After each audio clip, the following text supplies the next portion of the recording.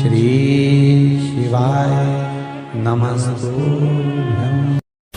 और एक विश्वास के साथ आप लोगों से कहना चाहूंगा, जितने लोग आस्था पर कथा सुन रहे हो, जितने फेसबुक यूट्यूब पर सुन रहे हो, और जितने लोग मालेगांव की ये पवित्र भूमि पर बैठकर कथा सुन रहे हो, एक दिल से कहूं आप लोगों से, आप स्वीकार करिएगा, दुख की घड़ी में कोई आए चाहे ना आए, अगर आपने दिल से, कर्जा हो गया, समस्या विकट हो गई, तकलीफ बढ़ गई, दुख बढ़ गया, आप शंकर भगवान के मंदिर में जाकर, ये जरूरी नहीं है कि आप सीहोर आए या कहीं जाएं, आप तो आपके घर के पास में जो शिव मंदिर हो, उस मंदिर में एक लोटा जल चढ़ाना चालू कर दो, वो धीरे धीरे दुख काटना प्रारंभ कर दे, काटेगा दुख। बस जल चढ़ाने का एक नियम है शिव जी का।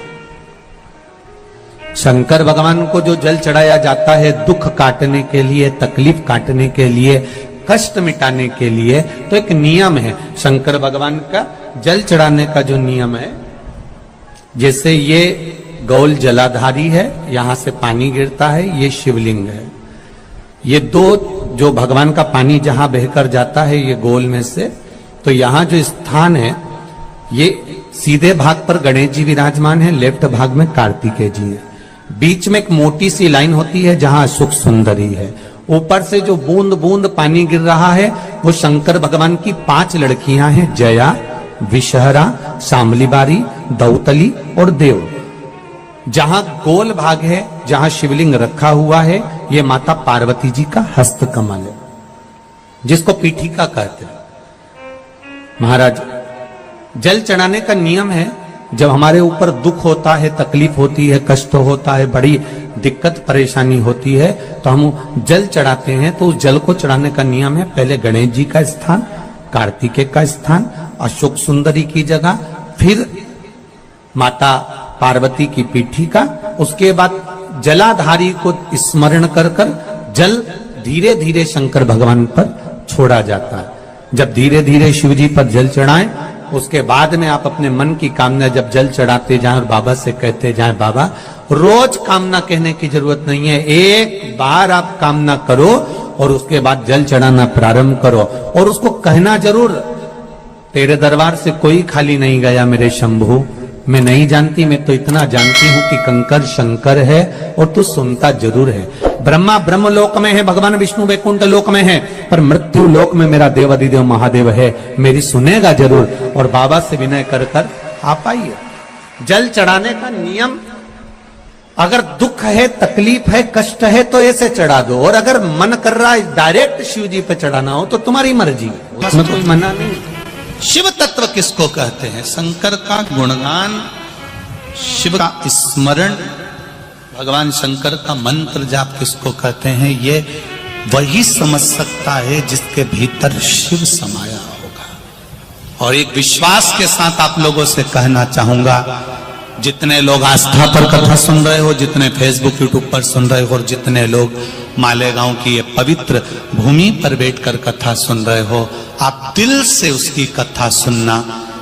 इस वाणी का, इस व्यासपीठ का एक शब्द हो सकता है, हॉस्पिटल में पड़ा हुआ कोई व्यक्ति, कर्जे में डूबा हुआ कोई व्यक्ति, गलत व्यसन में पड़ा हुआ कोई व्यक्ति को आपके द्वारा निकली हुई वाणी से भी बाहर निकाल सकता है। जैसे उस मां को कहा किसी ने, सीहोर वाला महाराज कहता है, एक बार चले तो जा शंकर जी के मंदिर में, उसने पत्र भी लिखा। जब वो सीहोर वाला महाराज कहता है, चिल्ला चिल्ला कर कहता है, एक लोटा जल सारी समस्या का हल, तो जा। 7 साल में उस बच्चे की वाणी वापिस आ सकती है जो वाणी नहीं थी। जब वो वाणी मेरा महादेव दे सकता है, वो देखो उस माँ के चेहरे की खुशी, उस माँ के चेहरे की रौनकता, जिसका बेटा 7 साल बाद बोला हो, उसका आनंद देखिए कि कितना होगा, कितना आनंद होगा। एक बात और अच्छे से समझ लीजिए, जो बच्चे चिड़चिड़े होते हैं, चाहे घर में बेटे हों, बहुएं हों, सास हो, ससुर हो, परिवार में छोटे छोटे बच्चे हों, चिड़चिड़ प्रवृत्ति करते हों या चिड़चिड़ा स्वभाव हो, जरा जरा सी बात में क्रोध आ जाता हो, बोलने का भान नहीं रह पाता हो, शब्दों के बाण चलते हो, तो महाराज प्रदोष के दिन, प्रदोष काल में बेलपत्री के पेड़ के नीचे एक जो पत्ता आपके पास में हो, पान का मिल जाए तो पान का, पीपल का मिल जाए तो पीपल का, बेलपत्र का मिल जाए तो बेलपत्र का, उस पत्ते पर मात्र थोड़ा सा शहद और 7 दाने चावल के रखकर घी का दिया लगा दो महाराज, और थोड़ा सा जल हाथ की अंजलि में लेकर भगवान देवाधिदेव महादेव का स्मरण कर कि इस बेलपत्री के वृक्ष के नीचे माता लक्ष्मी, पार्वती, सरस्वती विराजमान है। इसी बेलपत्री के पेड़ के नीचे मेरे देवाधिदेव महादेव का 12 ज्योतिर्लिंग का स्वरूप प्रकट है।